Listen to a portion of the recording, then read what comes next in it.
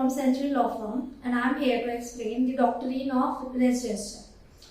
So, you must have heard the term hearsay.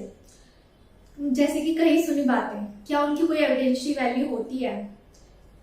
तो जहां तक आपको पता होगा कि हेयरसे चीजों की या कहीं सुनी बातों की कोई एविडेंशियरी वैल्यू नहीं होती, बट इसकी एक एक्सेप्शन है, that is mentioned in Indian Evidence Act under the doctrine of res gestae, जहां पे कई सुनी बातों की वैल्यू होती है and it can be presented in court as a witness.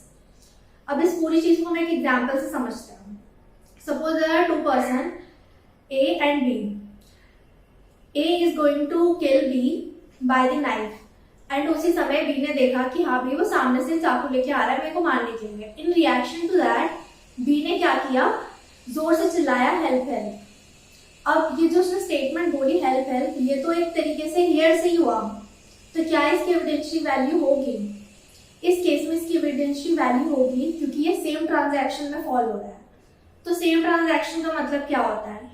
कोई भी इवेंट जो साइमल्टेनियसली हो रहा हो एंड सामने वाले पर्सन कोई भी वॉलेंटरी रिएक्शन ना दे रहा हो, उसका रिएक्शन बिल्कुल इनवॉलेंटरी हो और ऐसा कुछ प्री डिसाइडेड रिएक्शन ना हो। तो इस सिचुएशन में अगर एक पर्सन दूसरे पर्सन को नाइफ दिखा रहा है तो उसका रिएक्शन बिल्कुल नेचुरल होगा। तो यहाँ पे जो उसने स्टेटमेंट बोला हेल्प हेल्प, वो एक एविडेंशियरी वैल्यू क्रिएट करेगी कोर्ट में under the doctrine of res gestae under the section 6। तो ये डॉक्ट्रिन क्या है, इसका इवोल्यूशन हुआ था। पहले इसकी जो होराइजन था बहुत नैरो था, बट लेटर ऑन इसका like view perspective during the course of time expand होता गया। तो हम इसको एक केस लॉ से समझते हैं, आर वर्सेस बिडिंगटन, जिसमें दो लोग थे, वो दो लोग रिलेशन में थे, ठीक है, आर एंड बिडिंगटन। सो एक दिन क्या हुआ, उनका रिलेशन बहुत सही चल रहा था, बट एक दिन क्या हुआ, उनके क्लैशेस स्टार्ट होने लग गए और वो क्लैशेस इतने बढ़ गए कि बिडिंगटन ने अपनी गर्लफ्रेंड का थ्रोट कट कर दिया।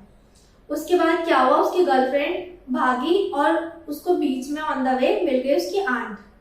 तो उन्होंने आंट को दिखाया कि देखो बिडिंगटन ने क्या किया है, और उसने ये बहुत हॉरिबल रिएक्शन में उनको बताया। तो यहाँ पे जो स्टेटमेंट उसने बिडिंगटन के बारे में बोली, सी व्हाट बिडिंगटन हैज डन, क्या इसकी एविडेंशियरी वैल्यू होगी? तो पहले इसकी कोई एविडेंशियरी वैल्यू नहीं थी, ना इसको रेस जेस्टाe मानते थे, ना इसको सेक्शन 6 में कंक्लूड करते थे। Whereas अब इसका इवोल्यूशन हुआ, तो हम नेक्स्ट केस से समझते हैं कि आगे रेस जेस्टाe की डेफिनेशन कैसे ब्रॉड हो गई। एक केस था रटन वर्सेस क्वीन का। यहाँ पे क्या हुआ, एक टेलीफोन ऑपरेटर को एक रैंडम कॉल आया जिसमें एक वुमेन हेल्प मांग रही थी उस टेलीफोन ऑपरेटर से कि she is in danger and she need urgent help in behalf of her, can you call the police. तो टेलीफोन ऑपरेटर ने एग्जैक्टली वही किया, बट जैसे टेलीफोन ऑपरेटर ने पुलिस को बताया और पुलिस उस लेडी के घर गई, वहां पे उसने देखा, पुलिस ऑफिसर ने देखा कि वो ऑलरेडी डेड थी। जब उसके हस्बैंड से इंक्वायरी करी कि क्या वो कि जिसकी वजह से वो डेड है, तो उसके हस्बैंड ने बोला कि I was cleaning my pistol so that by mistake I shoot हर।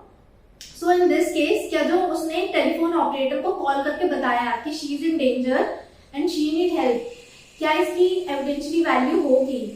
तो इस स्टेटमेंट की एविडेंशियरी वैल्यू होगी क्योंकि सेम ट्रांजैक्शन में आ रहा है, और कोई भी पर्सन ऐसा रिएक्ट अर्जेंसी वाला क्यों करेगा जब उसको लगेगा कि उसको किसी पर्सन से थ्रेट है। सो इसलिए अब इस केस में मेन चीज क्या थी कि कॉल उसने कहीं और किया, उसकी बॉडी कहीं और मिली, और जो इंसिडेंट सारा हुआ वो कहीं और हुआ। तो यहाँ पे टाइम और सिचुएशन टोटली डिफरेंट थी। अगर आप सेक्शन 6 में देखोगे ऑफ इंडियन एविडेंस एक्ट, तो उसमें बताया गया है कि सेम प्लेस होना मैटर नहीं करता इस सेक्शन को अप्लाई करने के लिए या इस सेक्शन की वैलिडिटी के लिए।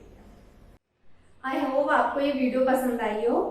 अगर ऐसा है तो please do like, share, comment and subscribe to our channel. Thank you.